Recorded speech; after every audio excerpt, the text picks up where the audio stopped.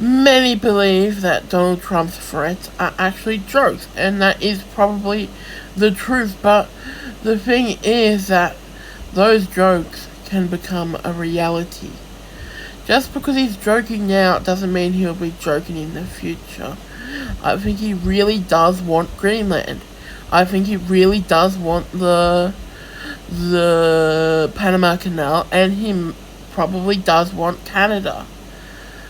But what I think is more newsworthy is the fact that if you look at Russia in 2022, I think they weren't actually being serious about invading Ukraine. It is my opinion that the invasion of Ukraine was that Russia was bluffing, NATO called the bluff, so Russia invaded the Ukraine.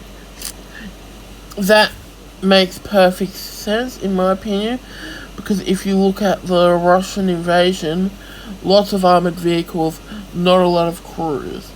That what can be seen by satellites, lots of armored vehicles, but you can't really see the infantry. So if you get a whole bunch of armored vehicles, it looks big, intimidating, and it makes a big threat. So that is my opinion on the invasion of Ukraine.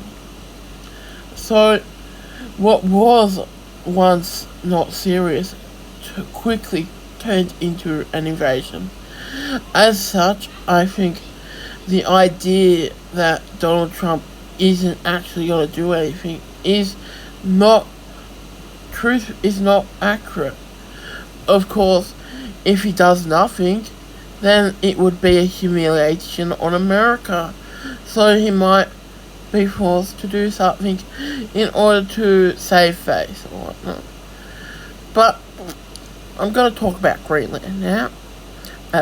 As everyone should know, Greenland is owned by Denmark, and as everyone should know, Denmark has given an unbelievably large amount of support to the Ukraine.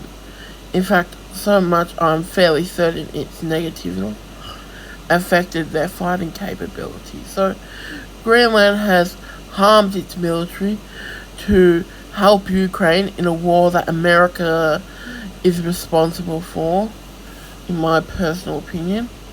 So now they're weak up because of America. And now what is America doing? America wants a bit of them. And I think that's way more worse than what Russia did with Ukraine. You look at 2014. Why did Russia invade? Why did Russia take Crimea? Because Crimea could have, a very important naval base, was going to end up in the hands of their enemy. Therefore, taking over Crimea makes sense. Now, why is America threatening to invade Panama? Something which they're not even leasing, but because they were leasing it in the past.